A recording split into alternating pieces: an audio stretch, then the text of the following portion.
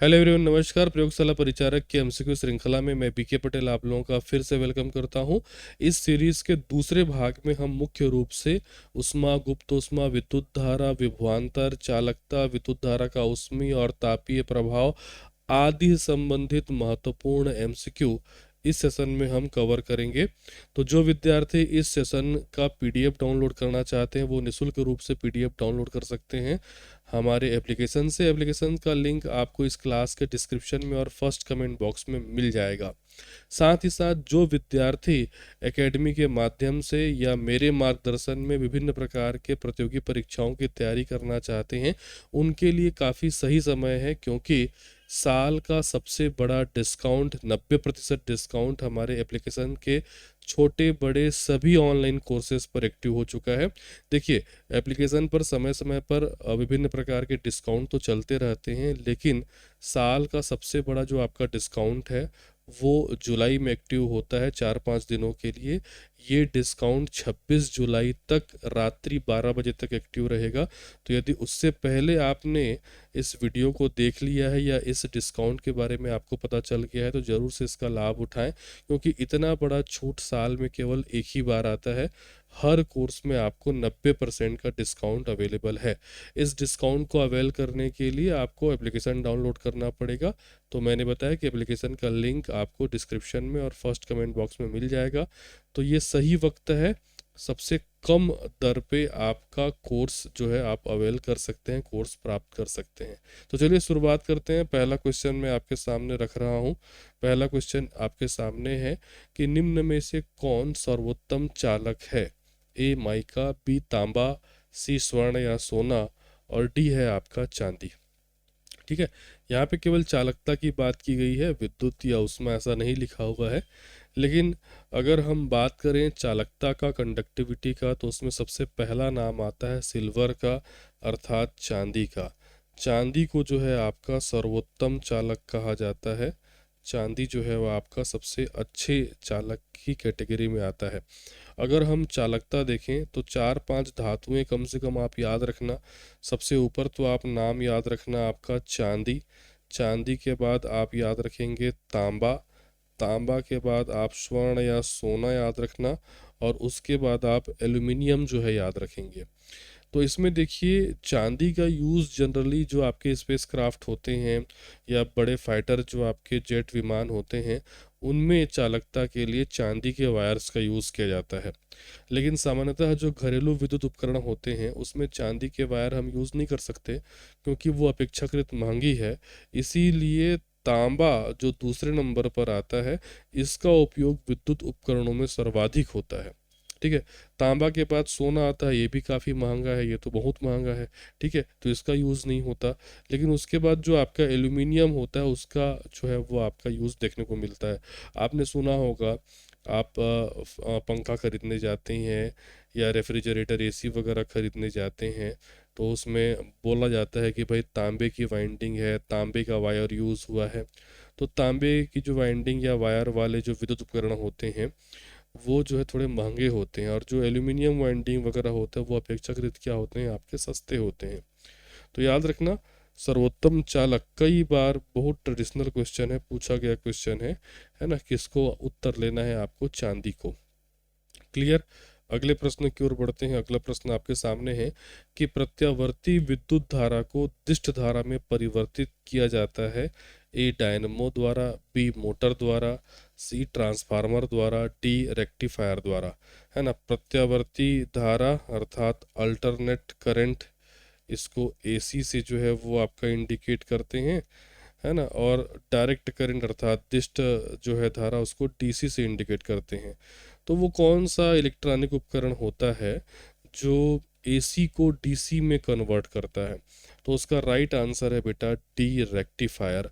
Rectifier एक प्रकार का इलेक्ट्रॉनिक उपकरण होता है जो प्रत्यावर्ती धारा, अल्टरनेट करंट को दिष्ट धारा, डायरेक्ट करंट में कन्वर्ट करता है। तो राइट आंसर होगा रेक्टिफायर। बाकी क्या क्या चीज़ें हैं वो भी देख लेते हैं।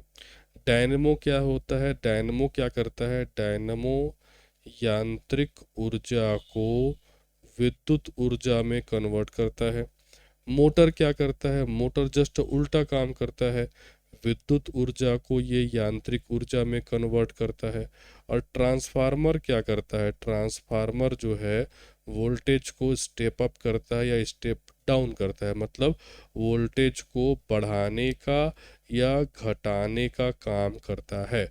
और याद रखेंगे, ट्रांसफार्मर वोल्टेज अप या वोल्टेज डाउन जो करने का काम करता है, वो केवल एसी धारा के लिए करता है, अल्टरनेट करंट के लिए कार्य करता है। ठीक है, केवल और केवल याद रखना, प्रत्यावर्ती वोल्टेज को कम या अधिक, अल्टरनेट वोल्टेज को कम या अधिक करने का काम करता है आपका ट्रांसफार्मर। इसी से कई प्रकार के प्रश्न जो हैं आपके बन जाएंगे। ठीक है, चलिए अगला प्रश्न देख लेते हैं। सामान्यतः ट्यूब लाइट में कौन सी गैस जो है वो आपका भरी होती है? ए आर्गन के साथ सोडियम वेपर, बी नियान के साथ सोडियम वेपर, डी आर्गन के साथ मर्क्यूरी वेपर, और डी है नियान के साथ मर्क्यूरी वेपर। ठीक है, सामान्यतः ट्यूब लाइट है ना, जो फ्लोरोसेंट ट्यूबलाइट होते हैं, जो वर्तमान में चलन से धीरे धीरे बाहर हो चुके हैं, अब आपको देखने को नहीं मिलेगा, क्योंकि अब एलईडी ट्यूबलाइट का ज़माना आ गया है। फ्लोरोसेंट जो ट्यूबलाइट हैं, या पहले जो आपका CFL जो आपके बल्ब होते थे, वो भी इसी सिद्धांत पे काम करते थे। वो धीरे धीरे चलन से बाहर हो गए हैं, अब आपको देखने को नहीं मिलेंगे, क्योंकि अब ज़्यादा एफिशिएंट एलईडी आ गया है। एलईडी ट्यूबलाइट, एलईडी लाइट आपको देखने को मिलेंगे। लेकिन क्वेश्चन अभी चलन से बाहर नहीं हुआ है। तो सामान्यतः ट्यूबलाइट में कौन सी गैस होती है? तो इसका राइट आंसर जाएगा आपका सी। सामान्यतः ट्यूबलाइट में आर्गन के साथ मर्क्यूरी वेपर जो है वो आपका भरा होता है। ठीक है, अब ऐसा क्यों होता है वो मैं आपको थोड़ा सा बता दूं। तो जो आपके फ्लोरोसेंट ट्यूबलाइट होते हैं, इसमें आर्गन गैस के साथ मर्क्यूरी वेपर, मतलब पारावाष्प का जो है वो आपका मिश्रण होता है। तो जब विद्युत धारा प्रवाहित होती है, तो ये जो आपका मिश्रण होता है, ये यूवी प्रकाश जो है वो आपका उत्पन्न करता है, पराबैंगनी अल्ट्रावायलेट प्रकाश उत्पन्न करता है, जो उस ट्यूब के आंतरिक सतह पर जो लेपित फास्फोरस होता है उसको उत्तेजित करता है, और इससे विजिबल लाइट, दृश्य प्रकाश जो है वो आपका उत्पन्न होता है। ठीक है, तो याद रखना राइट आंसर है आर्गन प्लस आपका पारावाष्प जो है इसमें भरा होता है। ठीक है, अगले प्रश्न की ओर बढ़ते हैं। यदि आर प्रतिरोध का तार पिघलाया जाता है और उसे उसकी लंबाई के आधे भाग तक पुनः ढाला जाता है, ठीक है, तो तार का नवीनतम प्रतिरोध कितना होगा? ए R/4, बी R/2, सी R, डी 2R। बताइए।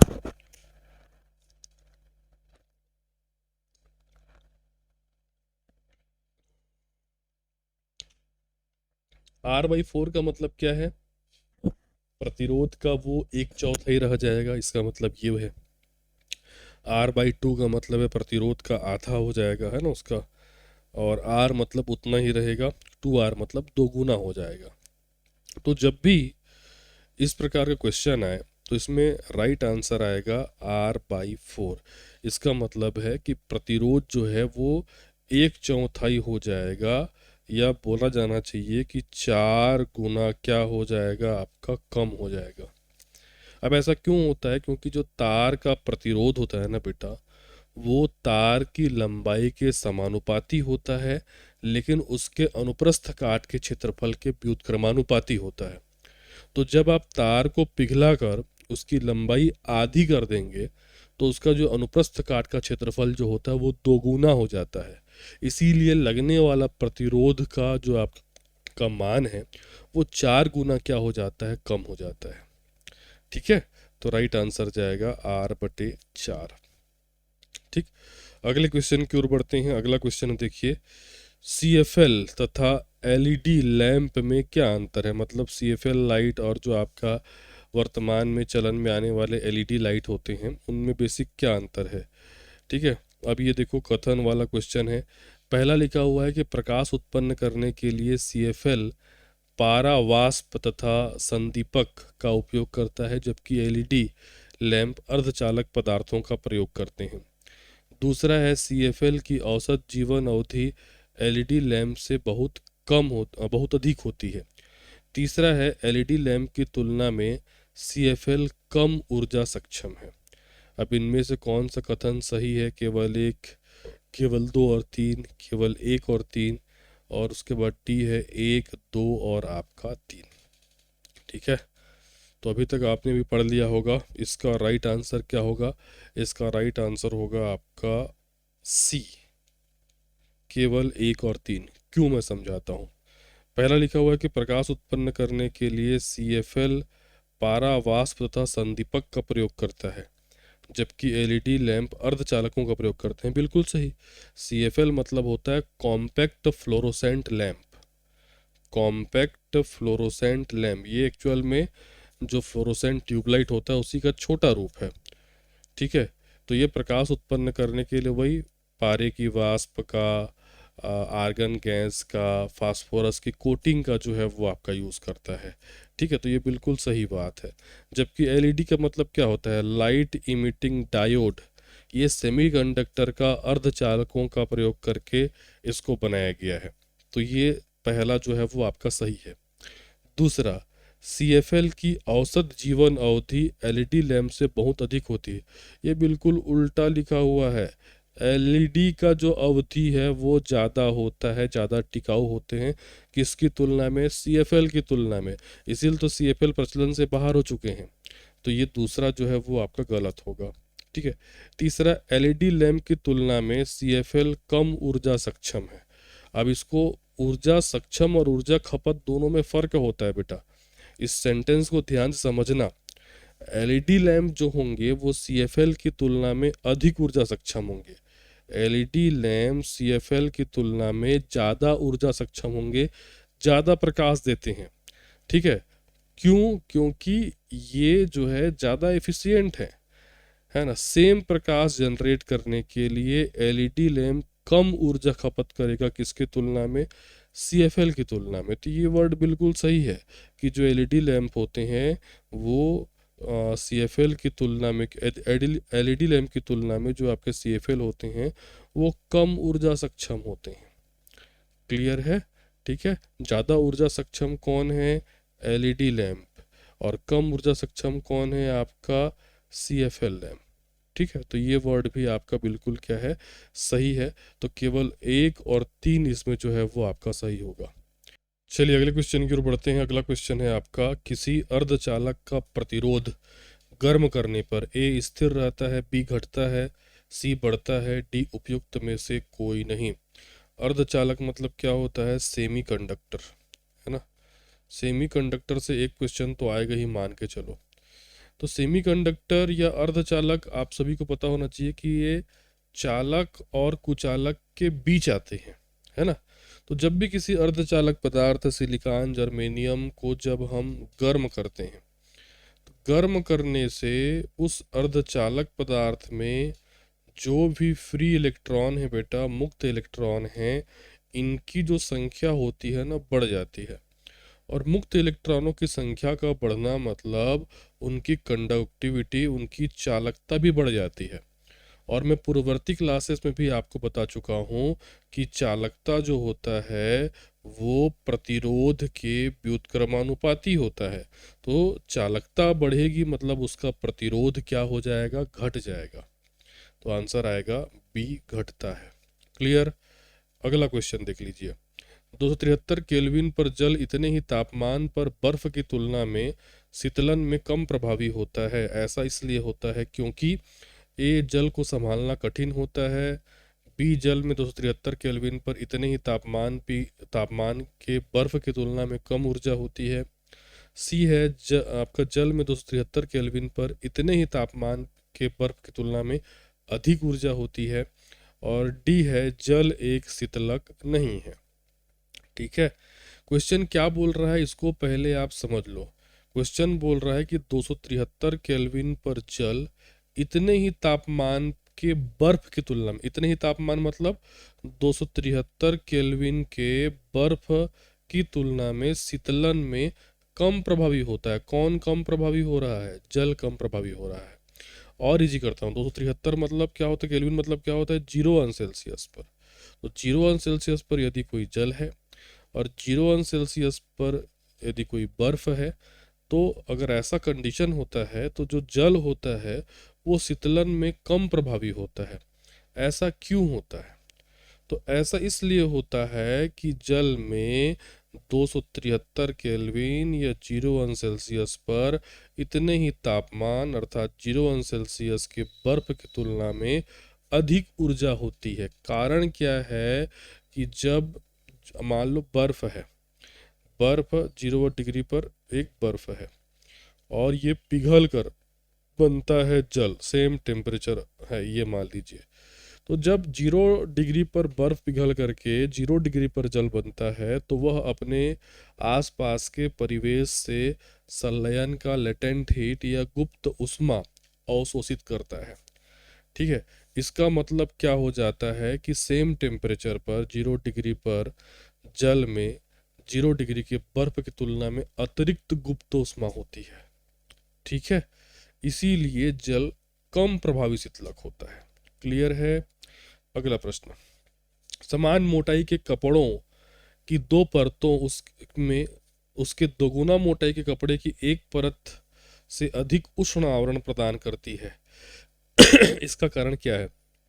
बोल रहा है कि एक मोटा कपड़ा की तुलना में उसी मोटाई के दो अलग अलग पतले कपड़े जो होते हैं वो ज़्यादा गर्मी प्रदान करते हैं उसको पहनने पर ठंड के दिनों में। ऐसा क्यों? ए, दोनों परतों के बीच संपुटित वायु के कारण। बी, क्योंकि दो परतों की प्रभावी मोटाई अधिक होती है। सी, कपड़े का सविन्यास यह भूमिका निभाता है। डी, कपड़े की बुनाई यह भूमिका निभाती है। सीधा सा कंसेप्ट है कि दो परतों के बीच जब वायु वहाँ पे फंस जाती है तो वह एक इंसुलेटर का काम करती है, एक उष्मारोधक का काम करती है। क्योंकि वायु क्या होता है? उष्मा का कुचालक है। और वायु जो होता है कि संवहन के द्वारा उष्मा स्थानांतरण को कम कर देता है, बीच में आपका एक लेयर बना के। ठीक है, तो जिससे शरीर को गर्मी लगती है, बाहर का ठंड नहीं लगता है। अगला प्रश्न देख लीजिए, फ़ारेनहाइट और सेल्सियस ताप को मापने की मापनियाँ हैं। किसी ताप का रिकॉर्ड किया गया संख्यात्मक मान यदि दोनों मापनियों में समान हो तो वह तापमान क्या है? ये क्वेश्चन मैंने पूर्ववर्ती सेशन में भी पूछा हुआ है, निकाल करके भी बताया था कि आप कैसे निकाल सकते हैं। इसका आंसर है -40। ठीक है, -40 पर फ़ारेनहाइट और सेल्सियस के पैमाने एक समान होते हैं। ठीक, अब देखो मैंने कई बार आपको फॉर्मूला जो है वो आपका बताया हुआ है। यहाँ पे सेल्सियस और फ़ारेनहाइट की बात की गई है तो मैं बता दूँ C/5 बराबर होता है F-32/9। ठीक है, अब देखो बोल रहा है, चलो इसको एक और तरीके से मैं आपको निकाल के समझा रहा हूँ। ये जो सेल्सियस है और फ़ारेनहाइट है बराबर है, मान लेते हैं दोनों क्या है आपका x है, तो x/5 बराबर x-32/9। ठीक है, ये हो जाएगा 9x बराबर 5x माइनस 32 गुणित 5 करोगे तो 5 दूने 10, एक आया, 5 3 15, 116, 160।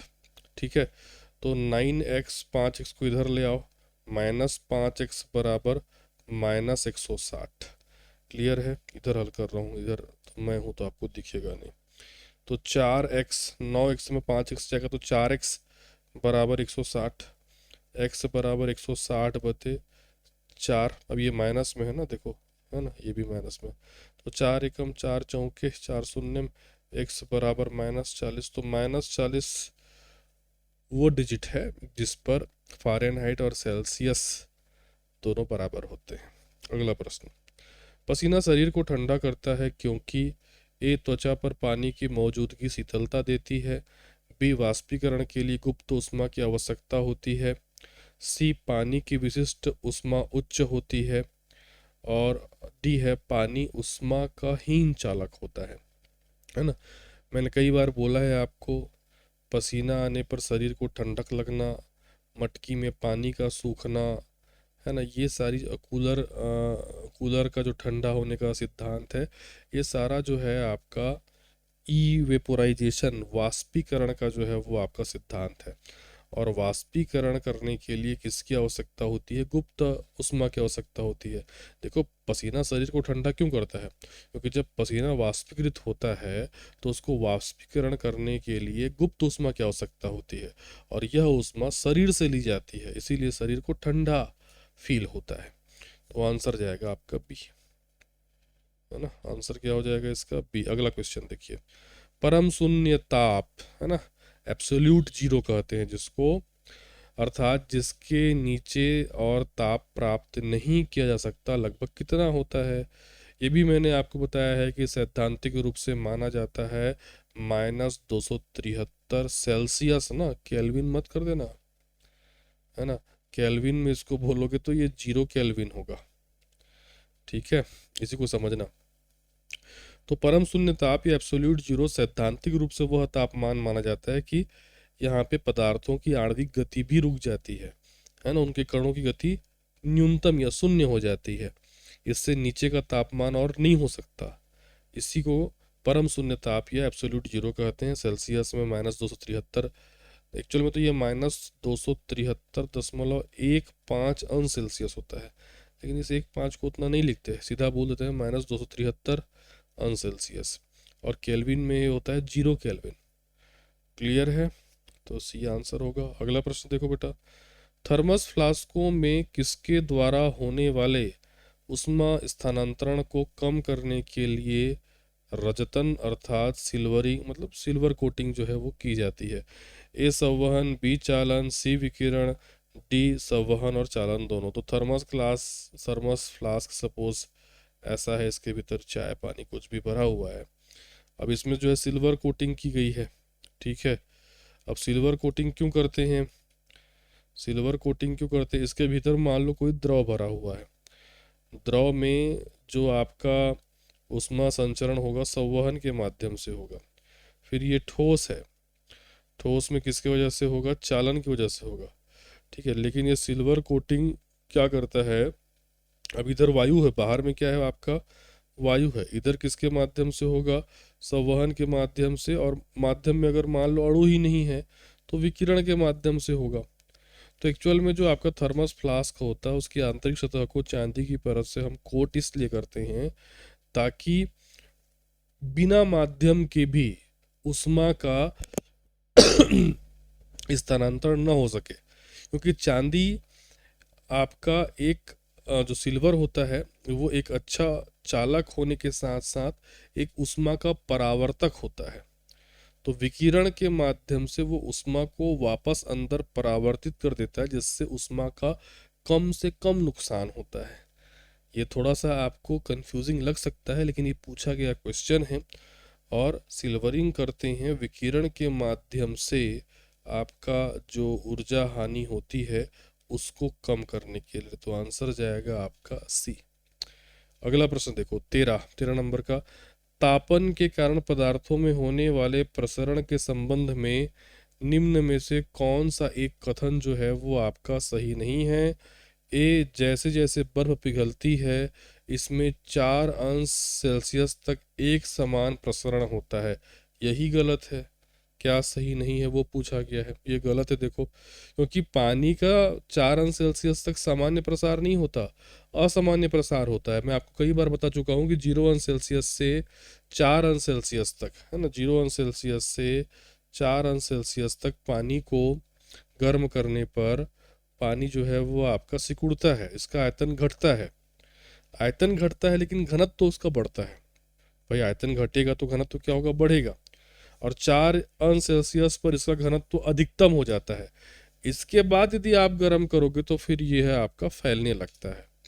तो ये आपका एक समान प्रसरण तो नहीं हुआ, है ना, ये असामान्य प्रसरण हुआ, तो ये वर्ड तो गलत है ना।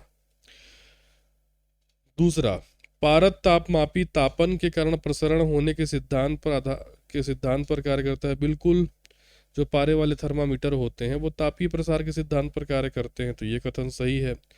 दो रेल पटरियों के बीच तापन के कारण होने वाले प्रसरण की गुंजाइश रखने के लिए बीच में गैप छोड़ते हैं, ये भी सही है, कई बार पढ़े हो आप इसको, स्कूल स्तर में भी पढ़े होगे। डी, किसी धातु के तार का ताप बढ़ाने पर उसकी लंबाई बढ़ जाती है। बिल्कुल, धातुओं को गर्म करने पर वो थोड़े से फैलेंगे, ठंडा करने पर वो थोड़े सिकुड़ते हैं।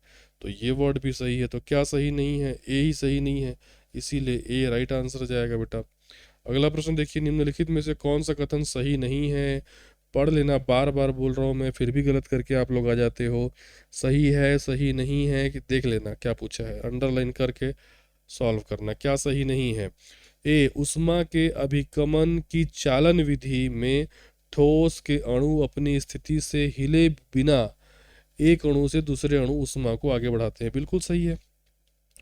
ठोसों में चालन के माध्यम से उष्मा का स्थानांतरण होता है ना, क्योंकि ठोस में अणुओं की स्थिति जो मैंने बनाया है कुछ इस प्रकार से होती है, एक दूसरे के एकदम पास पास होते हैं। ये अणु गर्म हुआ, दूसरे को गर्म करेगा, दूसरा तीसरे को, तीसरे चौथे को, चौथा पांचवे को। अणु अपना स्थान नहीं त्यागते, है ना, उष्मा एक अणु से दूसरे अणु में जाती है। तो ये वर्ड सही है। बी, किसी पदार्थ के तापमान में वृद्धि करने के लिए आवश्यक ऊष्मा की मात्रा को उसकी विशिष्ट ऊष्माधारिता कहते हैं। थोड़ा गलत है ये। सी, द्रवों और गैसों में ऊष्मा स्थानांतरण का प्रक्रम संवहन विधि से होता है, बता चुका हूँ। ठोसों में चालन से, द्रव और गैस में संवहन से, ये भी सही है। डी, उच्च तापमान वाली किसी वस्तु से निम्न तापमान वाली किसी वस्तु में ऊष्मा स्थानांतरण का प्रक्रम जो उन वस्तुओं के बीच के स्थान को गर्म किए बिना होता है विकिरण कहलाता है। बिल्कुल सही है ना। बीच में कोई माध्यम ही जब आपका ना हो, बीच का माध्यम गर्म ही ना हो, तो वो क्या कहलाएगा? आपका विकिरण ही कहलाएगा। ठीक है, तो इसमें जो आपका डी है वो भी सही है, माध्यम की इसमें आवश्यकता नहीं हो रही है। अब देखो इसमें बी कैसे गलत है वो मैं आपको बता रहा हूँ। विशिष्ट ऊष्मा एक्चुअल में क्या होता है? विशिष्ट ऊष्मा किसी पदार्थ के इकाई द्रव्यमान, ये वर्ड सबसे महत्वपूर्ण है, किसी पदार्थ के इकाई द्रव्यमान में 1 डिग्री या 1 अंश सेल्सियस या 1 केल्विन वृद्धि करने के लिए आवश्यक ऊष्मा की मात्रा को उसकी विशिष्ट ऊष्माधारिता कहते हैं। और इस कथन में इकाई द्रव्यमान का उल्लेख ही नहीं है, इसीलिए ये कथन गलत है। आंसर जाएगा आपका बी। अगला क्वेश्चन, दो द्रवों का एक समांगी मिश्रण है, उन्हें कैसे अलग किया जा सकता है? ए, निस्पंदन या फिल्ट्रेशन द्वारा, बी, वाष्पन द्वारा, सी, आसवन द्वारा, डी, संघनन द्वारा। जब दो द्रवों का मिश्रण होता है, जैसे शराब पानी, दूध पानी, है ना, तो उनके क्वथनांक में क्या रहता है बेटा? अंतर रहता है। भाई शराब का क्वथनांक बॉइलिंग पॉइंट अलग है, पानी का बॉइलिंग पॉइंट अलग है। दूध और पानी का मिश्रण है, मान लो दूध का बॉइलिंग पॉइंट अलग है, पानी का बॉइलिंग पॉइंट अलग है। तो इनके क्वथनांक में जब अंतर रहता है, जब दो द्रवों के क्वथनांक में अंतर रहता है, तो सबसे सुटेबल विधि रहती है आपका आसवन विधि। आसवन विधि के द्वारा उन दोनों को अलग कर सकते हैं। निस्यंदन जो या फिर फिल्ट्रेशन जो आपका मेथड होता है ना, ये ठोस और तरल को अलग करने के लिए इसका यूज़ करते हैं। वाष्पन जो आपका मेथड होता है, घुलनशील ठोस को एक तरल से अलग करने के लिए यूज़ करते हैं, जैसे कि शक्कर के घोल में शक्कर को अलग कर देना, नमक के घोल में नमक को अलग कर देना। वाष्पीकरण करो, नमक बचेगा, पानी वाष्प बन के उड़ जाएगा, है ना। संघनन क्या होता है? संघनन तो एक प्रक्रिया होती है ना, गैस से द्रव में या वाष्प से तरल में बदलने की प्रक्रिया को संघनन कहते हैं। तो इसमें राइट आंसर जाएगा आपका आसवन। अगला प्रश्न देखिए, एक निश्चित प्रतिदर्श के लिए केल्विन तापमापी और फ़ारेनहाइट तापमापी दोनों का पाठ्यांक समान है, तो सेल्सियस तापमापी में उसका संगत पाठ्यांक क्या होगा? बड़ा लंबा प्रश्न है। अगर इस प्रकार का प्रश्न पूछे तो थोड़ा सा टाइम टेकिंग हो सकता है आपको, इस, है ना, इसको बनाना। देखो क्या बोल रहा है, केल्विन तापमापी और फ़ारेनहाइट तापमापी में दोनों का पाठ्यांक समान है। तो फिर से आपको सूत्र पे चले जाना चाहिए, मैं पूरा सूत्र लिख दे रहा हूँ यहाँ पे। देखो सूत्र क्या बताया था, C/5 बराबर F-32/9 बराबर R/4 बराबर K-273/5। सेल्सियस, फ़ारेनहाइट, रोमर और केल्विन के बीच ये संबंध है। अब क्या क्या को बोला है बेटा? केल्विन बोला है और फ़ारेनहाइट बोला है। इसको उठा लो और इसको उठा लो, ठीक है। तो F माइनस 32/9 बराबर के माइनस 273/5। दोनों बराबर है बोल रहे, दोनों को x मान लेते हैं। x माइनस 32/9 बराबर x माइनस 273/5। हल करेंगे तो क्या हो जाएगा, 5 का गुणा होगा x से और 5 का गुणा होगा किससे, आपका 32 से। ठीक है, तो ये हो जाएगा 5x और 32 से गुणा किए थे भी 32 गुणित 5 करने पर कितना आता है, 160 आता है। बराबर 9 का गुणा होगा x से और 9 का गुणा होगा 273 से। तो 9 गुणित x बराबर 9x माइनस 273 गुणित 9 करोगे तो 2457 आता है। ठीक है, सही किया हो ना, 9 3 27 का 7 हाथ में आया 2, 9 7 63 और 2 65 का 5 हाथ में आया 6, 9 2 18 और 6 24। हाँ ठीक है, 2457। अब देखो एक एक तरफ ले जाओ, है ना। अब इधर 2457 को ले आओ, माइनस 160 हो जाएगा और इधर 9x माइनस 5x हो जाएगा। इतना तक समझ में आया, आगे बढ़े। अब 2457 माइनस 160 कर देंगे अगर, तो ये हो जाएगा आपका 2297 बराबर 9x माइनस 5x करेंगे तो हो जाएगा आपका 4x। x बराबर हो जाएगा 2297/4। और जब आप इसको हल करोगे तो आता है x बराबर 574.25। दो पाँच को छोड़ो, मोटा मोटा लो, क्योंकि लगभग लगभग आपको आंसर निकालना है। 574 वो पाठ्यांक है जिसमें केल्विन तापमापी और फ़ारेनहाइट तापमापी दोनों का पाठ्यांक समान होता है। लेकिन सर 574 तो आंसर में है ही नहीं, क्यों क्यों नहीं है, क्योंकि सेल्सियस तापमापी में उसका संगत पाठ्यांक क्या होगा ये पूछा हुआ है। ठीक है, अब इसको सेल्सियस में कन्वर्ट करना पड़ेगा, चाहे केल्विन से आप उठा के इसको रख दो, चाहे फ़ारेनहाइट से उठा के रख दो। तो x का मान 574 मान लो, मैं इसको मिटा रहा हूँ यहाँ पे फिर। ठीक है, अब केल्विन में कन्वर्ट कर मतलब ये फ़ारेनहाइट में है मान लो, अब इसको सेल्सियस में कन्वर्ट करते हैं। तो c/5 बराबर कितना मान निकाले थे, 574 माइनस 32/9। इस वाले फॉर्मूले में पुट कर दो, इसमें भी कर सकते हो, एक ही बात है। ठीक है, तो ये हो जाएगा 9c। 574 गुणित 5 करोगे तो हो जाएगा 2870 और 32 गुणित 5 करोगे तो ये हो जाएगा 160। 9x 2870 में 160 जाएगा तो हो जाएगा 2710। x बराबर 2710/9। 9 एकम 9 तिया 27, उसके बाद 9 शून्यम 0, 9 एकम 9, फिर एक जाएगा तो एक एक को छोड़ो, लगभग 301 इसका आंसर आएगा। आंसर जाएगा बी। इसीलिए मैंने शुरुआत में कहा कि इस प्रकार का क्वेश्चन थोड़ा सा टाइम टेकिंग हो सकता है। अगला प्रश्न देखिए, ठोस की अपेक्षा द्रव का प्रसार गुणांक मापने में कठिनाई क्यों होती है। ए, द्रव सभी तापमानों पर वाष्पित होते हैं। बी, द्रव अधिक ऊष्मा चालित करते हैं। सी, गर्म करने पर द्रवों का बहुत अधिक प्रसार होता है। डी, गर्म करने पर उनके पात्रों का भी प्रसार होता है। बिल्कुल, ये वर्ड सही है।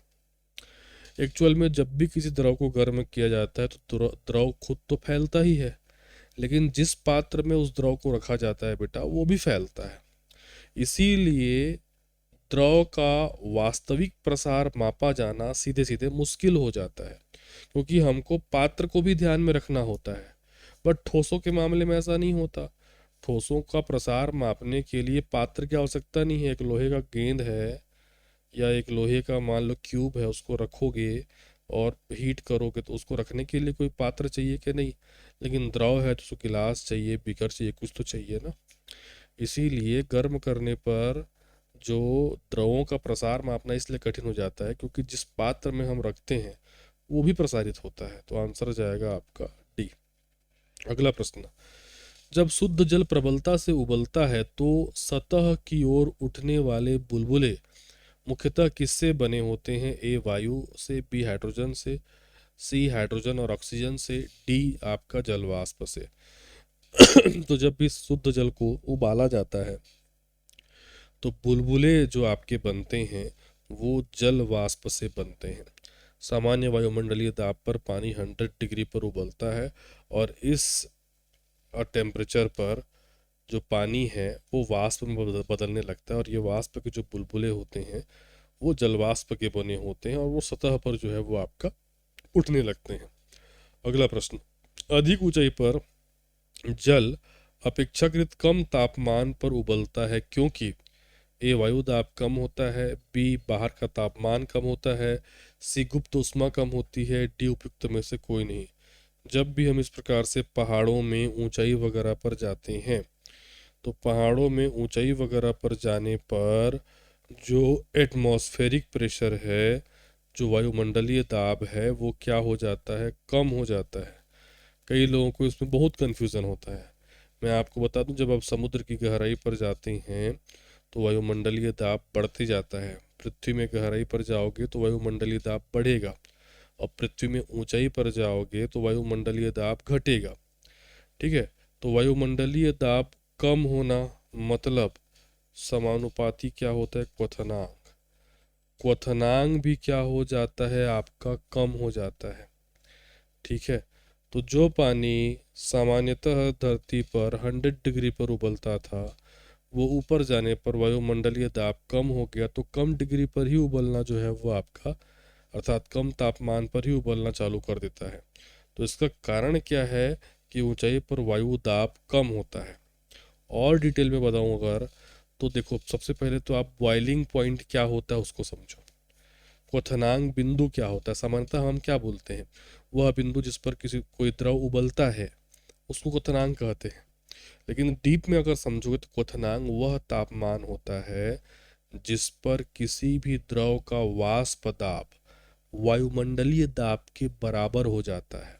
जब द्रव का वाष्प दाब और बाहर के वायुमंडल का दाब बराबर होता है वही उसका क्वथनांक बिंदु होता है। तो अधिक ऊंचाई पर जाओगे तो वायुमंडलीय दाब कम हो जाता है, इसीलिए जल के वाष्प दाब को वायुमंडलीय वाष्प दाब के बराबर करने के लिए उसको कम तापमान की आवश्यकता होती है। वह कम तापमान पर ही वो वाष्प दाब प्राप्त कर लेता है, कम ऊर्जा में ही वो वाष्प दाब प्राप्त कर लेता है। इसीलिए उसका बॉइलिंग पॉइंट नीचे हो गया। बॉइलिंग पॉइंट नीचे हो गया भाई, मान लो 60-70 डिग्री पे वो उबलना चालू हो जाएगा तो खाना तो लेट से पकेगा ही, है ना। अगला क्वेश्चन, किसी पिंड की विशिष्ट ऊष्मा के बारे में निम्नलिखित कथनों में से कौन सा सही है? पहला, यह पिंड के द्रव्यमान और आकार पर निर्भर होती है। दूसरा, यह पिंड के द्रव्यमान और आकार पर निर्भर नहीं करती। तीसरा, यह केवल पिंड के तापमान पर निर्भर करती है। नीचे दिए गए कूट का प्रयोग करके सही उत्तर चुनना है। केवल एक सही, दो और तीन सही, एक और तीन सही, केवल आपका दो सही। ठीक है, तो देखो किसी पिंड की विशिष्ट ऊष्मा,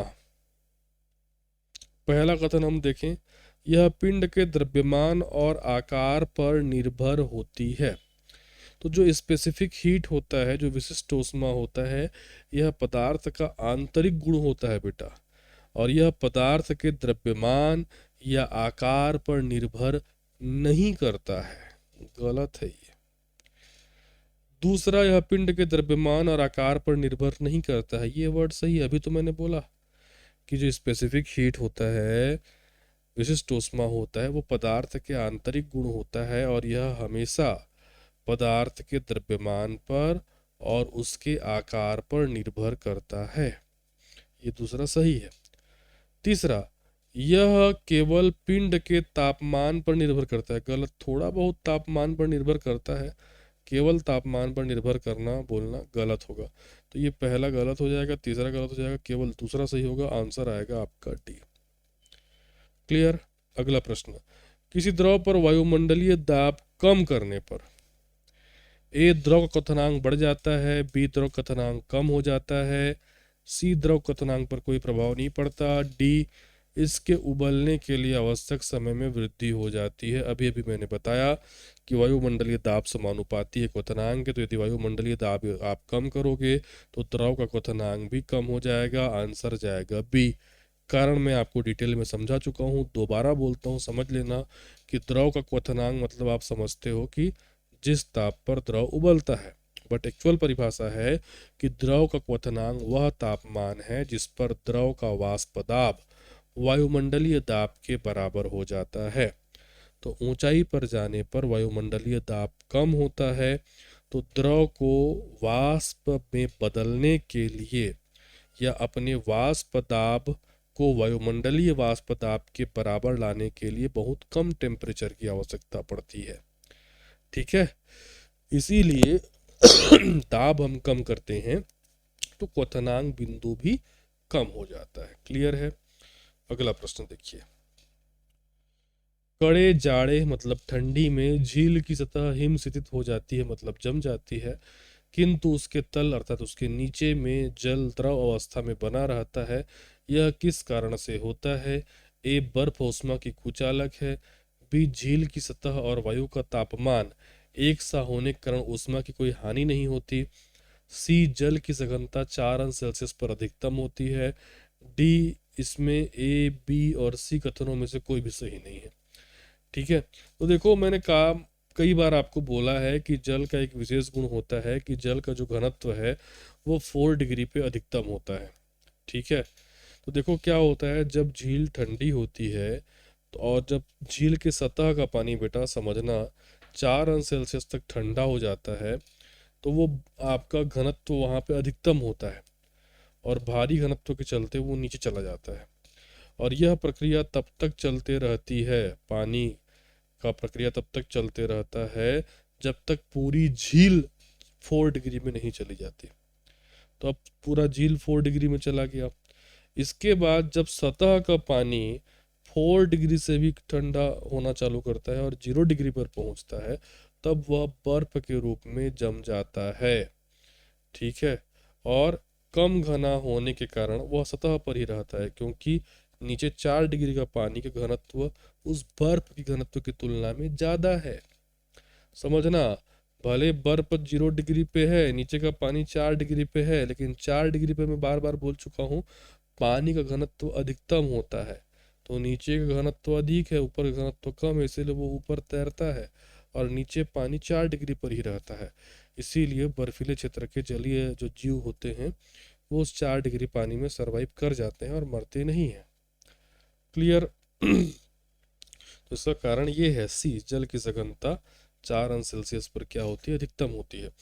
अगला प्रश्न, औजारों में लोहे के फलक में बने वलय में लकड़ी का हत्था लगाने के लिए फलक के वलय वाले हिस्से को गर्म किया जाता है।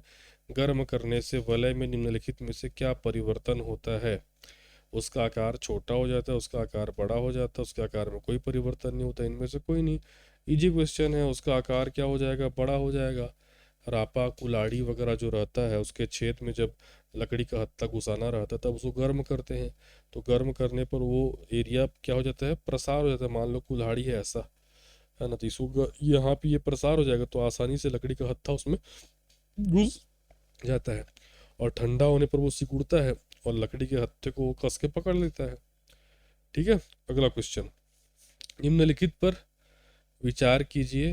पहला है लिखा हुआ है वाष्पन, दूसरा लिखा है वाष्पोत्सर्जन, तीसरा लिखा हुआ है संघनन। उसके बाद क्वेश्चन है, उपयुक्त में से किस या किन कारण या कारणों से बर्फ युक्त जल से भरे हुए गिलास की बाहरी सतह पर जल की छोटी छोटी बूंदें एकत्रित हो जाती हैं? कई बार आपने देखा होगा एक ठंडा पानी गिलास में जब भरा रहता है तो गिलास के चारों तरफ बाहर सतह पे छोटी छोटी पानी की बूंदें एकत्रित हो जाती हैं। ऐसा क्यों होता है? केवल एक और दो, केवल दो और तीन, केवल तीन, एक दो और तीन? तो इसका कारण बहुत सरल है, कई बार बताया हूँ। इसका कारण है संघनन। ठीक है, संघनन वह प्रक्रिया होती है, सपोज मेरे सामने तो अभी है नहीं, मान लो इस बोतल को, मान लो ये जो पानी बोतल है, एक गिलास मान लो इसको, इसके अंदर पानी भरा हुआ ठंडा पानी है और इधर जो इन्वायरमेंट है उसमें आपका ह्यूमिडिटी है। तो ये ठंडा है, तो इधर जो गैस है, ये गैस जो है आपका इस ठंडी सतह पर जाकर के वाष्प से किस में बदल जाता है, जल में।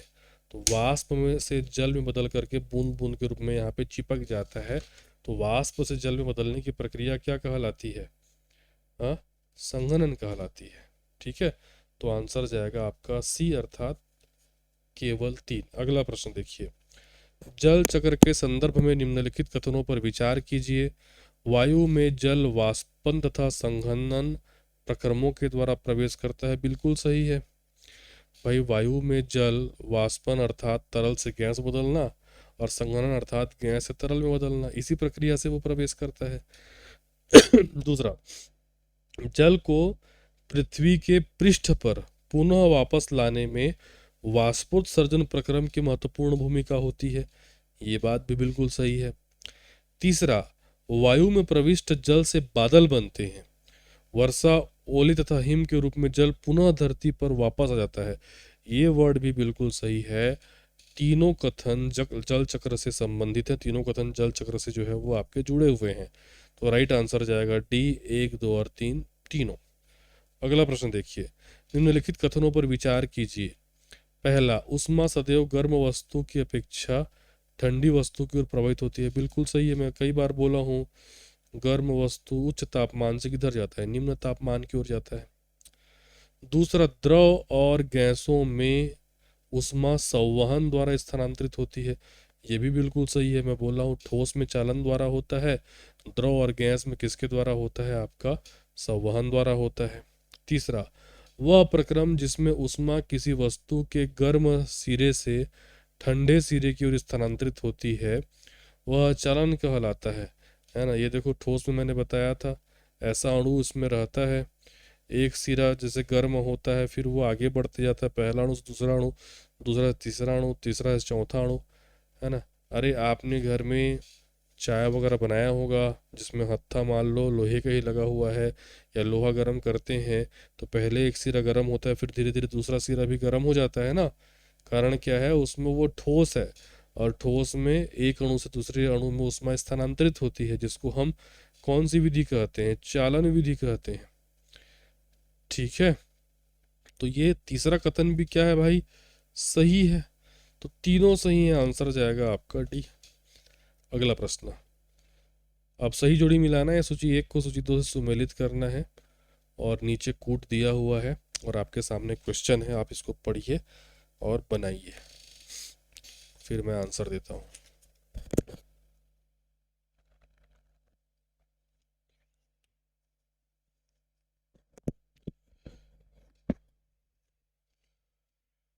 क्या लिखा हुआ है, थल समीर के बहने का समय, समुद्री समीर के बहने का समय, गहरे रंग के कपड़े पहनने का समय, हल्के रंग के कपड़े पहनने का समय। तो नीचे का सी और डी तो बहुत ईजी है। हम गहरे रंग के कपड़े कब पहनते हैं, शीत ऋतु में, क्योंकि गहरे रंग के कपड़े उष्मा के अच्छे अवशोषक होते हैं ना, और उष्मा की आवश्यकता हमको कब होगी, शीत ऋतु में होगी। और हल्के रंग के कपड़े हम किस में पहनते हैं, ग्रीष्म ऋतु में, क्योंकि हल्के रंग के कपड़े उष्मा के अच्छे परावर्तक होते हैं, है ना, वो हमको ग्रीष्म ऋतु में पहनने चाहिए, सफ़ेद कपड़े, पीले कपड़े। अब थल समीर और समुद्री समीर क्या है, ये आपको बता दो। थल समीर मतलब, थल अर्थात जब हवा जो है वो भूमि से बहती है, किधर की ओर, समुद्र की ओर, तो वो कहलाती है थल समीर। देखो बेटा, थल समीर जनरली जो है ये रात में बहता है। ठीक है, रात में जो भूमि होता है वो पानी की तुलना में तेजी से ठंडी होती है। आप गांव वगैरह के होंगे तो आपको पता होगा, शाम वाम को नहाने जाते होंगे ना। ठीक है, तो बिना चप्पल के भी आप जा सकते हो शाम को 7 बजे तालाब में नहाने, क्योंकि भूमि ठंडी हो जाती है, भूमि पानी की तुलना में जल्दी ठंडी होती है।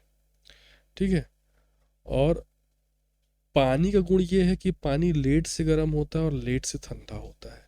आप जाके 7 बजे नहाते हो ना, पानी गर्म रहता है। तो फिलहाल मैं अपने मुद्दे पर आता हूँ, कि जो भूमि होती है ना वो पानी की तुलना में पहले ठंडी हो जाती है रात में, जिससे भूमि पर क्या होता है, उच्च दबाव का क्षेत्र बनता है, और समुद्र पर कम दबाव का क्षेत्र बनता है, और हवा भूमि से, स्थल से समुद्र की ओर बहती है, इसको कहते हैं स्थल समीर। ये प्रक्रिया होती है रात को। उसके बाद दूसरा होता है समुद्री समीर, मतलब समुद्र से स्थल की ओर बहना। ये होता है दिन के समय बेटा। आप ये चीज फील कर सकते हो समुद्र के किनारे में, ये दिन के समय होता है ना। दिन के दौरान जो आपका भूमि होता है वो पानी की तुलना में तेजी से जो है वो आपका गर्म हो जाता है। तो उससे होता क्या है कि भूमि की ओर कम दबाव का क्षेत्र बनता है और समुद्र में उच्च दबाव का क्षेत्र बनता है, और हवा जो है समुद्र से भूमि की ओर बहती है, इसको समुद्री समीर कहते हैं। और ये होता है रात में। तो इस आधार पर अगर आप देखोगे तो सही आंसर जाएगा 4, 3, 2 और 1। आंसर जाएगा आपका ए। ठीक है, अगला प्रश्न देखिए। निम्नलिखित कथनों पर विचार कीजिए। डॉक्टरी थर्मामीटर का मापन स्केल 35 सेल्सियस से 42 सेल्सियस तक होता है। बिल्कुल सही है। जो डॉक्टरी तापमापी होता है उसका जो आपका ताप का पैमाना होता है वो 35 सेल्सियस से 42 सेल्सियस तक होता है। जनरली ऐसा नहीं लिखा रहता, वो फ़ारेनहाइट में लिखा रहता है। 94 फ़ारेनहाइट से 108 फ़ारेनहाइट तक लिखा रहता है। सेल्सियस में बोलोगे तो वो कहलाता है 35 से आपका 42 सेल्सियस तक। तो ये वर्ड जो है वो आपका सही है। डॉक्टरी थर्मामीटर में पारा का प्रयोग होता है, ये भी वर्ड सही है, दोनों सही है भाई। आंसर जाएगा आपका सी। ठीक है, अगला प्रश्न देखिए। निम्नलिखित कथनों पर विचार कीजिए। पहला, गहरे रंग की वस्तुएं हल्के रंग के वस्तुओं की अपेक्षा उष्मीय विकिरणों को कम अवशोषित करती हैं। ठीक है, तो ये बिल्कुल उल्टा लग रहा है। गहरे रंग की वस्तु तो हल्के रंग की वस्तु की अपेक्षा ऊष्मीय विकिरणों को कम नहीं भाई, ज़्यादा अवशोषित करेंगे। ये गलत लग है। दूसरा, ऊनी वस्त्र सर्दियों में हमें गर्म रखते हैं। इसका कारण यह है कि ऊन उष्मारोधी है और इसके वायु के रेशों के बीच में वायु फंसी रहती है, ट्रैप रहती है। बिल्कुल, जो मैंने इसी क्लास में 2 लेयर के कपड़े पहनने का सिद्धांत बताया था, या ऊन के जो कपड़े होते हैं उसके बीच में खाली जगह रहती है, उसमें हवा फंस जाती है और वह एक उष्मारोधी या इंसुलेटर का काम करती है। तो ये सही है, तो केवल 2 सही होगा। आंसर जाएगा आपका बी। ठीक है, अगले प्रश्न की ओर आगे बढ़ें। यदि किसी निश्चित ताप के लोहे के गोले को उसी ताप के जल में डुबोया जाएगा तो क्या होगा, है ना। एक सपोज मान लो 100 डिग्री का लोहे का गोला है ना, और 100 डिग्री का ही क्या है आपका पानी है, ऐसा बोल रहा है। यदि एक निश्चित ताप के लोहे के गोले को उसी ताप के जल में डुबोया जाएगा तो क्या होगा।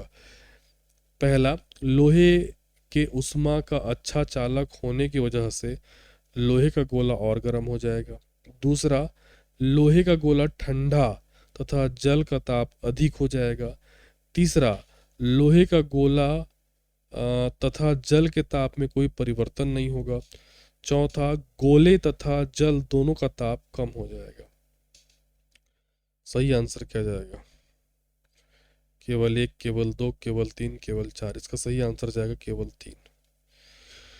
उष्मा संचरण का नियम क्या कहता है। उष्मा जो है बेटा हमेशा अधिक तापमान से कम तापमान की ओर जाती है। कई बार मैं आपको बताया हूं।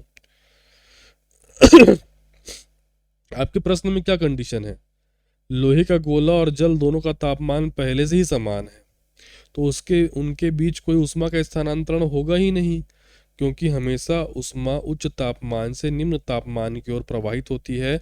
जब दोनों का तापमान समान है तो लोहे का गोला और वो पानी है वो दोनों तापीय संतुलन में रहेंगे, उनके बीच कोई उष्मा का प्रवाह नहीं होगा, इसीलिए उनके तापक्रम में कोई परिवर्तन नहीं आएगा। ठीक है, आंसर जाएगा आपका तीसरा, मतलब सी। अगला, स्टेनलेस इस्पात की कढ़ाई में प्रायः कापर या तांबे की तली उसके नीचे में लगाई जाती है। इसका कारण हो सकता है ए, तांबे की तली कढ़ाई को अधिक टिकाऊ बना देती है। बी, ऐसी कढ़ाई देखने में सुंदर लगती है। सी, स्टेनलेस इस्पात की अपेक्षा तांबे को साफ करना अधिक आसान है। डी, स्टेनलेस इस्पात की अपेक्षा तांबा उष्मा का अच्छा चालक है। ये सही कारण है। स्टेनलेस स्टील की अपेक्षा जो तांबा होता है वो उष्मा का अच्छा चालक होता है, इसीलिए जो तांबा होता है वो कढ़ाई में ऊष्मा का वितरण अधिक समान रूप से करता है और भोजन को अधिक समान रूप से पकाने में मदद करता है। आंसर जाएगा डी। अगला प्रश्न है कि बर्फ और उस तापमान परिवर्तन के प्रभाव के संदर्भ में निम्नलिखित कथनों पर विचार कीजिए। ए, बर्फ का गलनांक मेल्टिंग पॉइंट 273 केल्विन होता है। चलो दूसरा, बर्फ को गर्म करने पर संपूर्ण बर्फ के पिघल जाने तक उसका तापमान एक समान रहता है। तीसरा, बर्फ के कणों की ऊर्जा समान तापमान पर जल के कणों की ऊर्जा से अधिक होती है। तो इसमें से कौन सा सही है? केवल एक और दो, केवल दो, एक और तीन, एक दो और तीन। पहला क्वेश्चन तो देखो गलत है, पहला कथन जो है गलत है। बर्फ का गलनांक मेल्टिंग पॉइंट 273 केल्विन मतलब क्या होता है? 100 डिग्री सेल्सियस।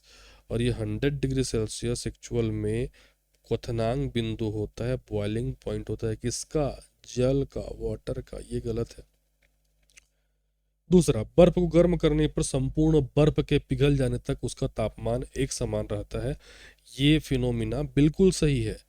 बर्फ कितने डिग्री पर बर्फ रहता है? 0 अंश सेल्सियस पर।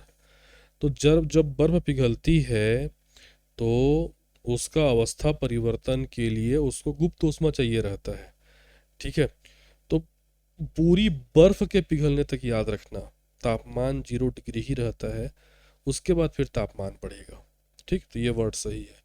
तीसरा, बर्फ के कणों की ऊर्जा समान तापमान पर जल के कणों की ऊर्जा से अधिक नहीं होती, कम होती है। ये उल्टा लिखा हुआ है तो ये गलत हो जाएगा। केवल दो सही होगा।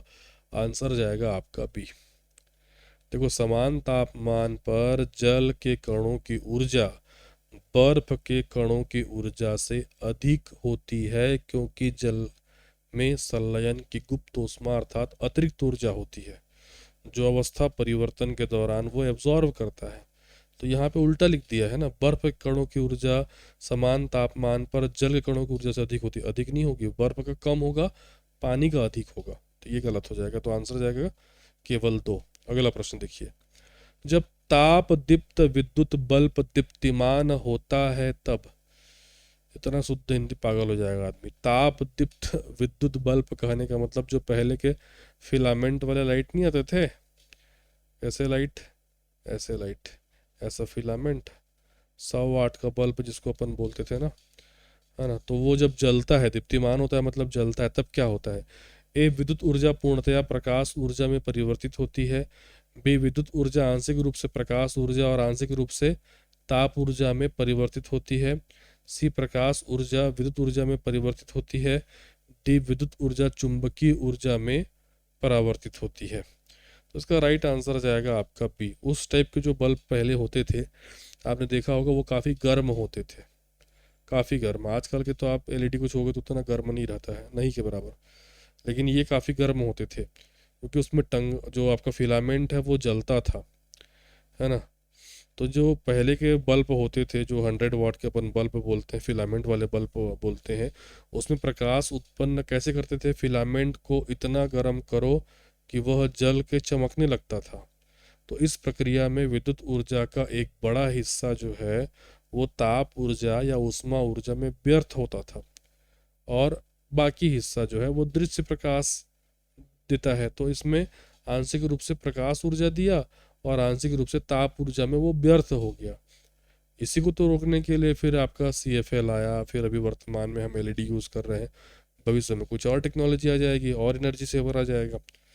ठीक है, अगला प्रश्न, किसी शुष्क सेल में विद्युत का उत्पादन ए, रासायनिक ऊर्जा से होता है, बी, ऊष्मीय ऊर्जा से होता है, सी, यांत्रिक ऊर्जा से होता है, डी, नाभिकीय ऊर्जा से होता है। तो जो भी सेल, बैटरी, AA, AAA आप लोग यूज़ करते हैं घड़ी में, रिमोट वगैरह में, वो सीधा सीधा उसका कॉन्सेप्ट है क्या? आपका रासायनिक ऊर्जा से विद्युत ऊर्जा जो है कन्वर्ट करना। अगला प्रश्न देख लेते हैं, एक विद्युत बल्ब में टंगस्टन तार के साथ आर्गन गैस क्यों प्रयुक्त करते हैं? है ना, ये वाला जो पहले वाला बल्ब आता था, टंगस्टन का फिलामेंट, फिर कांच, उसके भीतर कौन सी गैस भरी रहती थी? Argon gas. तो वही पूछ रहा है क्यों आर्गन गैस भरते थे। ए, बल्ब की आयु बढ़ाने के लिए, बी, विद्युत की खपत कम करने के लिए, सी, उत्सर्जित प्रकाश को रंगीन बनाने के लिए, डी, बल्ब की कीमत कम रखने के लिए। तो इसका राइट आंसर है ए, बल्ब की आयु को बढ़ाने के लिए। कुछ देर पहले बताया था कि उस प्रकार के पहले के बल्ब में विद्युत बल्ब के अंदर जो टंगस्टन फिलामेंट होता था उसको जला करके वहाँ पे आपका उष्मा ऊर्जा और प्रकाश ऊर्जा उसमें उत्पन्न होती थी। तो ये जो आर्गन गैस है ना, ये टंगस्टन के फिलामेंट के वाष्पीकरण को स्लो कर देता है, जिससे उसकी उम्र बढ़ जाती है। अगर आप आर्गन गैस नहीं डालोगे बल्ब में, खाली निर्वात वैक्यूम रखोगे, तो जो आपका टंगस्टन है वो बहुत तेज़ी से वाष्पीकृत होगा और फिलामेंट को तोड़ देगा, जिसको आप बोलते थे पहले के ज़माने में कि बल्ब फ्यूज हो गया, क्योंकि वो टूट जाता था। ठीक है, तो भाई वो ज़्यादा उसके वाष्पीकरण के दर को धीमा करने के लिए आर्गन गैस जो है वो आपका डालते हैं। ठीक है, अगला प्रश्न। सुरक्षा फ्यूज की कार्य प्रणाली निम्नलिखित में से किस या किन बातों पर निर्भर होती है? ए, धारा का चुंबकीय प्रभाव, और ऊपर नीचे हो गया है क्या, एक सेकेंड।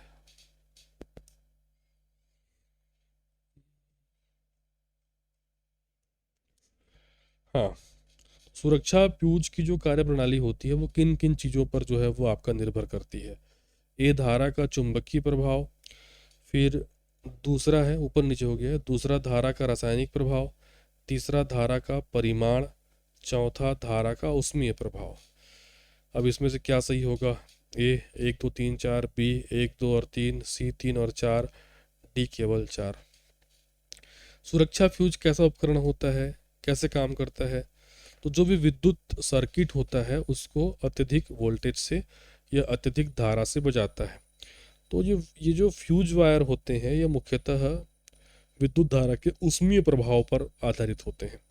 जब एक निश्चित परिमाण से ज़्यादा की धारा प्रवाहित होती है, एक निश्चित वोल्टेज या निश्चित परिमाण से ज़्यादा की धारा प्रभावित होती है, तो फ्यूज तार गर्म होकर के, क्योंकि तापमान बढ़ जाता है, गर्म होकर के पिघल जाता है और सर्किट को तोड़ देता है।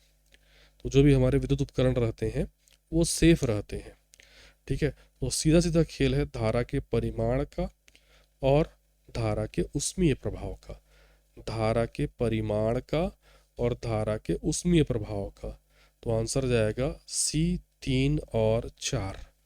यहाँ पे उल्टा हो गया है, उसको ध्यान मत देना।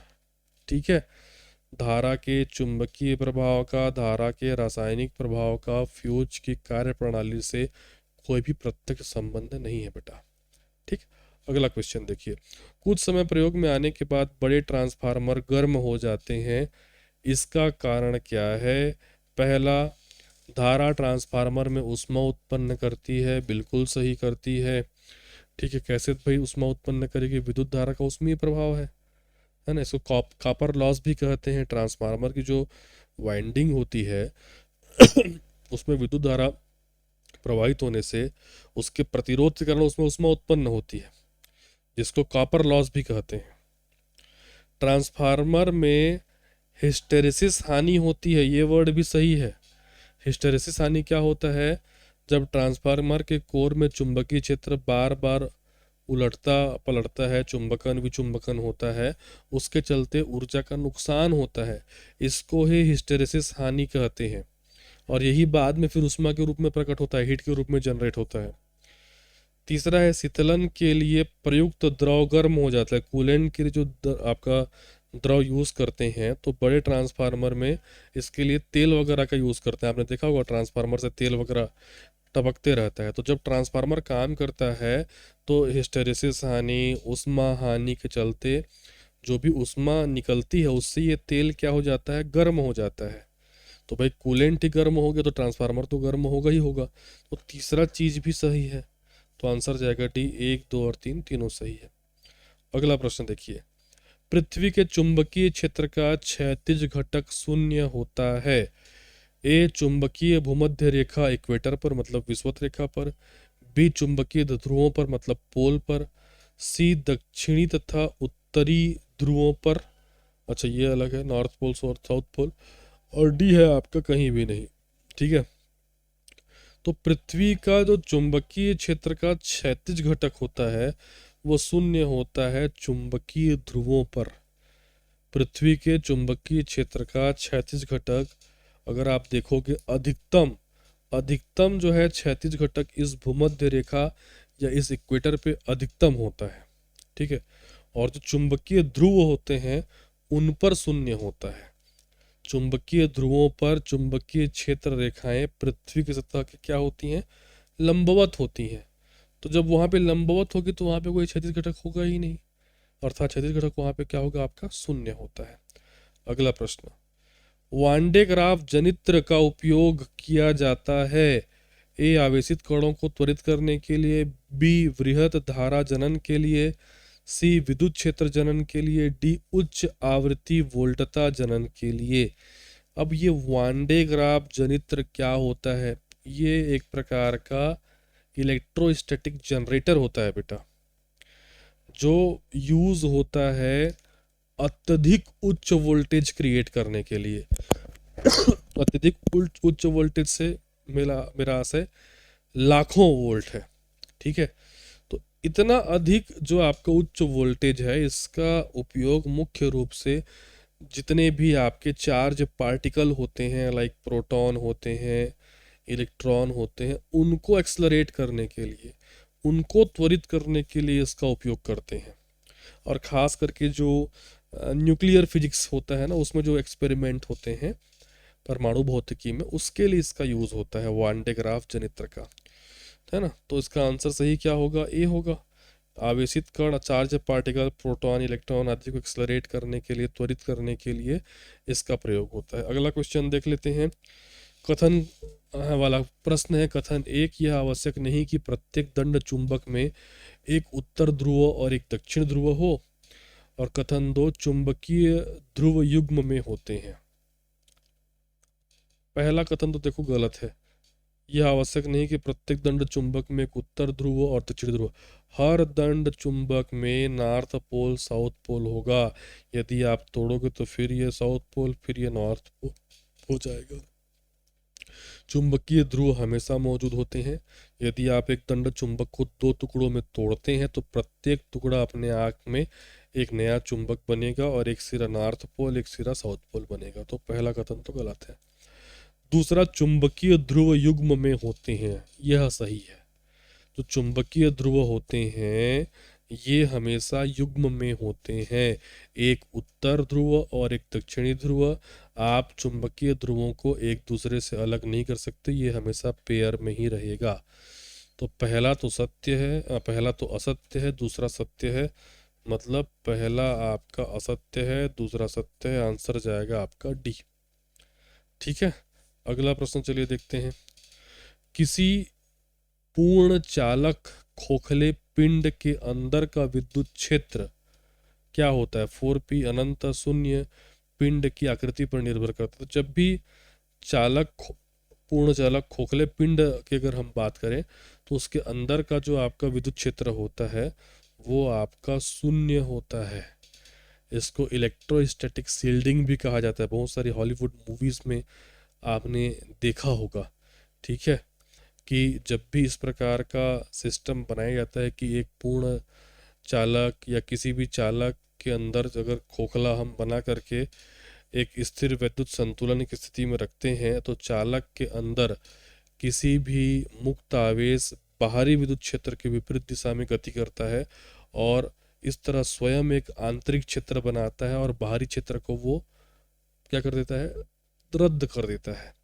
इसके चलते उसके भीतर जो आपका विद्युत क्षेत्र हो जाता है वो शून्य हो जाता है, एक सील्ड बन जाता है। इसको इलेक्ट्रोस्टैटिक सील्डिंग भी कहते हैं, ठीक है। अगला प्रश्न देखिए। यदि कोई आवेशित कण एक निश्चित वेग से चुंबकीय क्षेत्र के समांतर प्रक्षेपित किया जाता है तो यह ए कुंडलिनी पथ पर चलेगा, बी वृत्तीय पथ पर चलेगा, बिना किसी बदलाव के अपनी गति बनाए रखेगा, डी तत्क्षण विरामावस्था में आ जाएगा। तो यदि कोई आवेशित कण एक निश्चित वेग से चुंबकीय क्षेत्र के समांतर प्रक्षेपित किया जाएगा तो उस पर कोई बाहरी चुंबकीय बल नहीं लगेगा और वो बिना किसी बदलाव के अपनी गति को बनाए रखेगा। आंसर जाएगा आपका सी, ठीक है, क्लियर। अगले क्वेश्चन की ओर बढ़ते हैं। अगला क्वेश्चन देखिए, किसी चालक की चालकता और प्रतिरोधकता का गुणनफल होता है।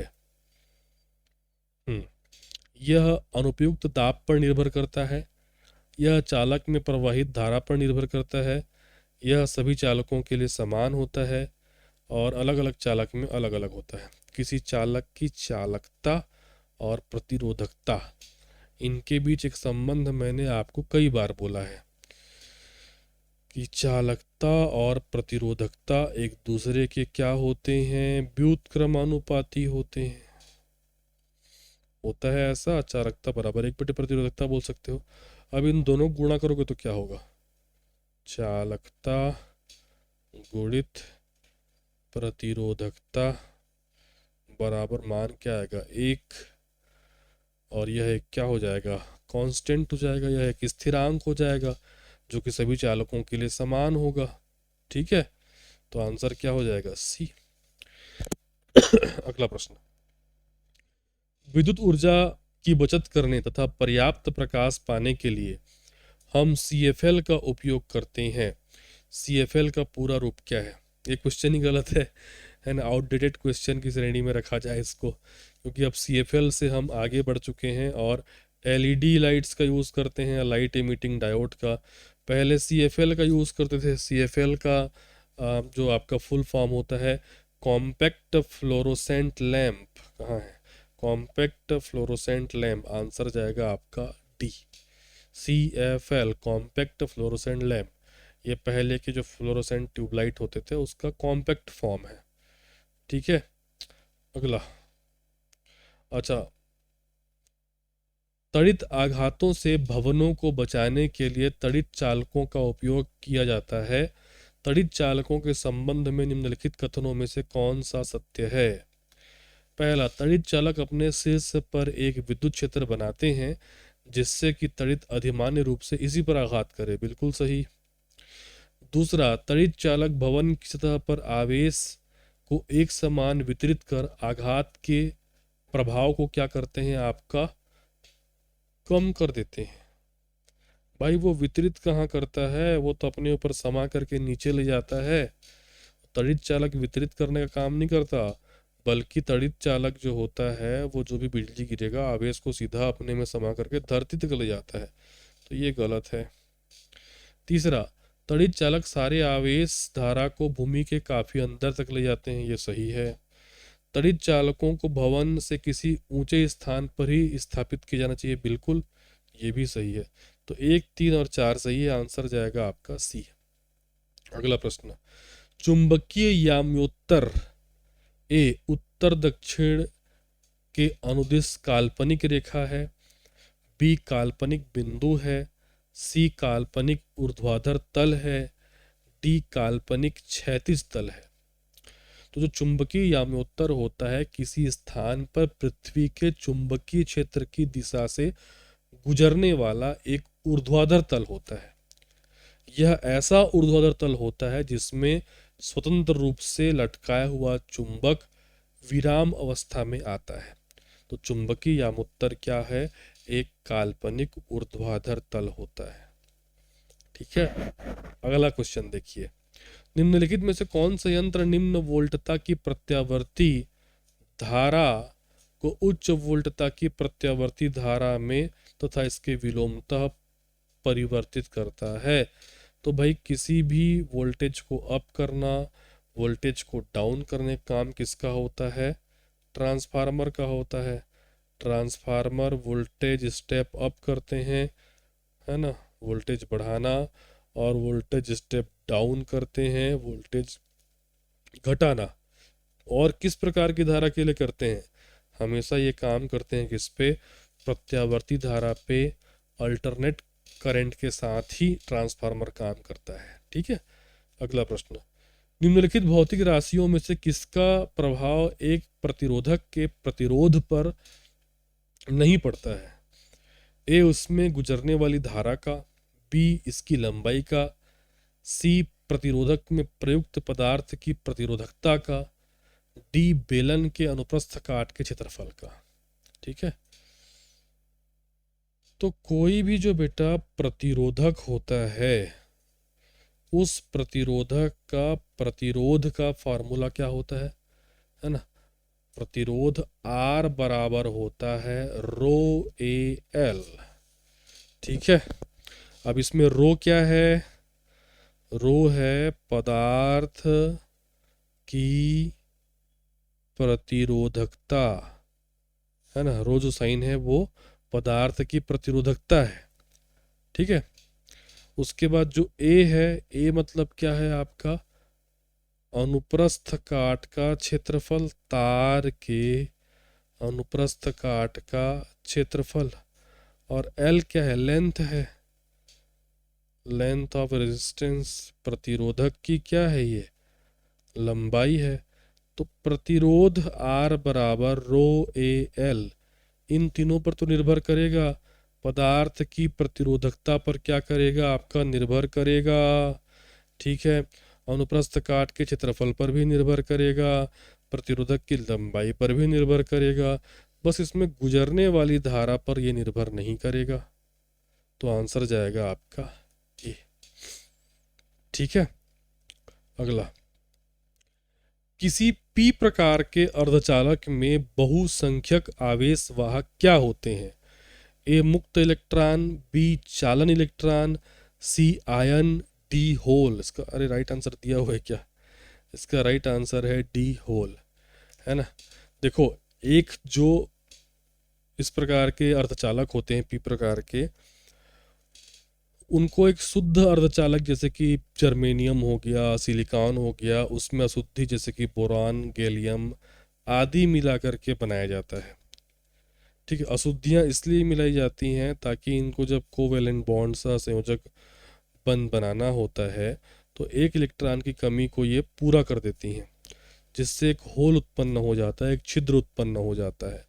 और ये होल जो होते हैं इस प्रकार के अर्धचालक में बहुसंख्यक आवेश के क्या होते हैं, वाहक होते हैं। तो आंसर जाएगा डी। चलिए अंतिम क्वेश्चन की ओर बढ़ते हैं। चुंबकीय क्षेत्र रेखाओं के बारे में निम्नलिखित में से कौन सा कथन सही नहीं है, सही नहीं है। ए, वे एक बिंदु से प्रसर्जित हो सकती हैं, ये कथन जो है बिल्कुल सही है। आपने सुना होगा कि चुंबकीय जो बल रेखाएं होती हैं वो उत्तरी ध्रुव से निकलते हुए और दक्षिणी ध्रुव में प्रवेश करते हुए प्रतीत होती हैं। बी, वो एक दूसरे को नहीं काटती, बिल्कुल चुंबकीय बल रेखाएं एक दूसरे को नहीं काटती हैं। ये देखो चुंबक है तो वो कुछ ऐसी निकलती है ना, ऐसे ऐसे ऐसे, है ना। उत्तरी ध्रुव से निकल करके दक्षिणी ध्रुव में वो जाती हुई प्रतीत होती हैं और एक दूसरे को वो नहीं काटती हैं। तीसरा, दो ध्रुवों के बीच क्षेत्र रेखाएं छोटे सिरों पर सटीक सरल रेखाएं नहीं हो सकती, बिल्कुल सही है। ये वक्र जो होता है वो ध्रुवों पर जा करके संकरा होता जाता है, बीच में रहेगा तो चौड़ा रहेगा, ध्रुवों पर जाएगा तो वो आपका क्या हो जाता है, घना हो जाता है, वक्रित हो जाता है। जो इस बात को दर्शाता है कि चुंबकीय क्षेत्र की ताकत और उसकी दिशा ध्रुवों के पास जो है वो आपका बदल जाती है, इसीलिए वो सरल रेखा वहां पे नहीं हो सकता। डी है, मतलब ये भी सही हो गया। डी है, एक दंड चुंबक के अंदर क्षेत्र रेखाएं नहीं होती, ये बिल्कुल गलत है। ठीक है, चुंबकीय क्षेत्र रेखाएं एक दंड चुंबक के बाहर उत्तरी ध्रुव से दक्षिणी ध्रुव की ओर जाती हैं और चुंबक के भीतर वो दक्षिण से उत्तर की ओर एक लूप बनाती हैं। इसका अर्थ ये है कि चुंबक के अंदर भी चुंबकीय क्षेत्र रेखाएं मौजूद रहती हैं। तो ये जो वर्ड बोल रहे नहीं होती, ये गलत है, इसीलिए कौन सा सही नहीं पूछा है तो आंसर जाएगा आपका डी, ये सही नहीं है। तो इस प्रकार आज के इस सेशन में हमने उष्मा, विद्युत, विद्युत के चुंबकीय प्रभाव, तापीय प्रभाव, विभवांतर, चालकता, इसके अलावा गुप्त ऊष्मा, विशिष्ट ऊष्मा आदि टॉपिक से सभी महत्वपूर्ण प्रश्नों को जो है यहाँ पे हल किया है। ये श्रृंखला हमारी जारी रहेगी, है ना। आगामी क्लासेस में हम केमिस्ट्री के और आपके जीव विज्ञान के भी क्वेश्चन करेंगे। अंतिम में मैं आपको फिर से याद दिला दूं कि एकेडमी में साल भर में आने वाला सबसे बड़ा डिस्काउंट एकेडमी के स्थापना दिवस पर दिया जाता है और वर्तमान में वो एक्टिव हो चुका है। और ये डिस्काउंट जो है 26 जुलाई 2025 रात्रि 12 बजे तक ही एक्टिव रहेगा। तो सभी कोर्सेस में अभी वर्तमान में काफ़ी छूट है। तो जो छात्र मुझसे जुड़ करके, हमारी एकेडमी से जुड़ करके एक बेहतर अपनी तैयारी करना चाहते हैं, तो ये सही मौका है कि आप हमारे छोटे बड़े सभी ऑनलाइन कोर्सेस में प्रवेश ले सकते हैं। इसके लिए आपको हमारा एप्लीकेशन डाउनलोड करना पड़ेगा। एप्लीकेशन डाउनलोड करने के लिए लिंक आपको इस क्लास के डिस्क्रिप्शन में और फर्स्ट कमेंट बॉक्स में मिल जाएगा। मिलता हूँ मैं आपको अगले सेशन में। तब तक के लिए धन्यवाद। Thank you.